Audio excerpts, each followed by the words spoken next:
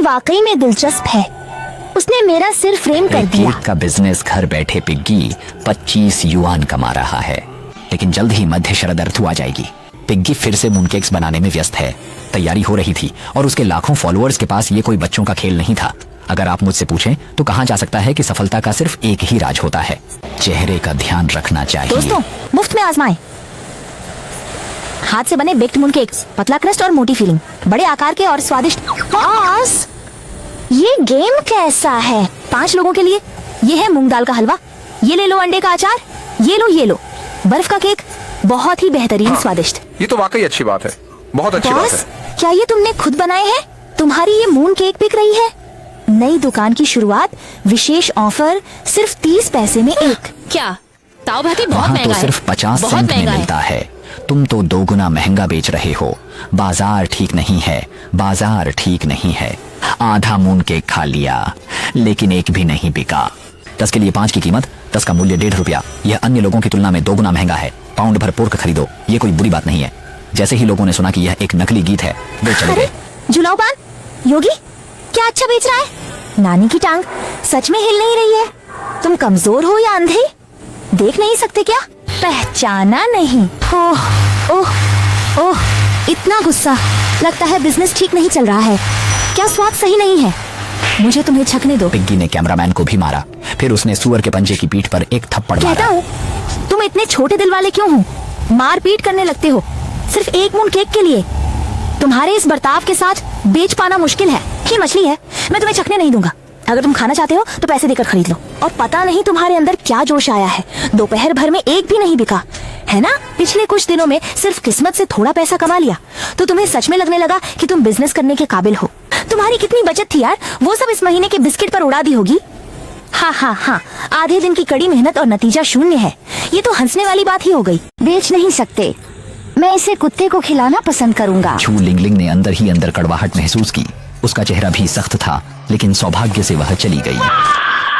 मुझे moon cake चाहिए पापा, मुझे मून केक खाना है। वह लड़की चांद केक खाने के लिए चिल्ला रही है, इसलिए चूल्हे के पास खड़ी झू लिंगलिंग जल्दी से दिखने के लिए बाहर निकली। उसने देखा कि मेज पर एक थैला चांद केक रखा हुआ है, जो उस फिल्म में बेचे जा रहे केक जैसा लग रहा था। जियामिंग, ये चांद केक तुमने कहाँ से खरीदा था? उस लड़की का ससुराल वाला चांद केक बेच रहा था, मैं वहाँ से गुजर रहा था, इसलिए मैंने कुछ खरीद लिया। क्या वह महंगे चंद्रमा केक बेच रही है? इसे खरीद कर क्या करेंगे? वह व्यक्ति वास्तव में दिलचस्प है। उसने मेरा सिर चक्कर में डाल दिया।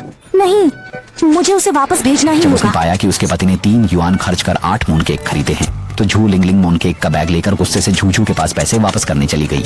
और अगले दिन झू लिंगलिंग वांग बाओलान को ढूंढने गई। वांग हुई, तुम अपने साले को ठीक से संभालो। वह हर दिन घर पर बेकार गोदाम के बाहर संदिग्ध लोगों के साथ ब्लैक मनी कमाता है। दूसरों के यहाँ 1 मून केक 1 माओ में मिलता है, लेकिन उसके यहाँ 3 माओ में मिलता है। 8 मून केक के लिए जियामिंग ने मुझसे 3 रुपए लिए। उसे कितनी हिम्मत वांग है? बाओलान कपड़ा मिल की अकाउंटेंट है। वह वहाँ 10 साल से काम कर रही है और उसने कभी किसी को इस तरह से उससे बात करते नहीं देखा। खासकर वह सुअर की घंटी, बार बार उसके सामने सुअर की तरह चबाना। क्या यह पागल कुत्ते के काटने जैसा नहीं है जो पकड़े रहता है? लोग ठंडी में सोचते हैं सब बराबर हैं, लेकिन बाहर ऐसा नहीं है।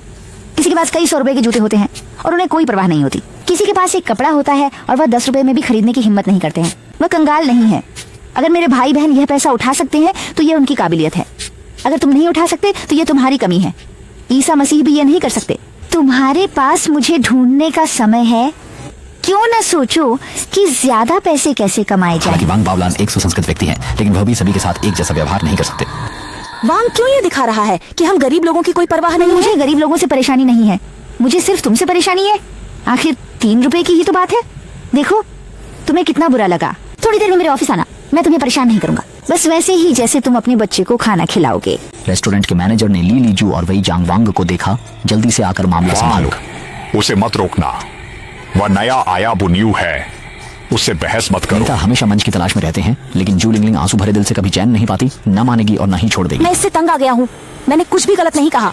दूसरे 1 नहीं बेचते, वह 3 बेचता है। इससे क्या पता चलता है कि वह कीमतें बढ़ा रहा है? उसे पकड़कर अच्छा सबक सिखाना चाहिए। ज्वेलियन, समझ ले कि अब काम करने का समय है। कंपनी तुझे पैसे इसलिए नहीं देती कि तू लोगों के साथ मजाक करे। तुम्हें अब भी इसे करना है। आज यही काम करो और मुझे 500 शब्दों का निबंध देकर दिखाओ। अभी काम पर जाने की जरूरत नहीं है। इस बार उसने ऐसा पकड़ा कि उसने झू लिंगलिंग को रुई मिल में भेज दिया और उस बेचारी को अपनी सास की गालियां झेलनी पड़ी। हाँ, और उसने काफी ताजे संग इस पर पेंटिंग बनाई। अगर उसने अपनी नौकरी खो दी तो पत्नी का क्या होगा?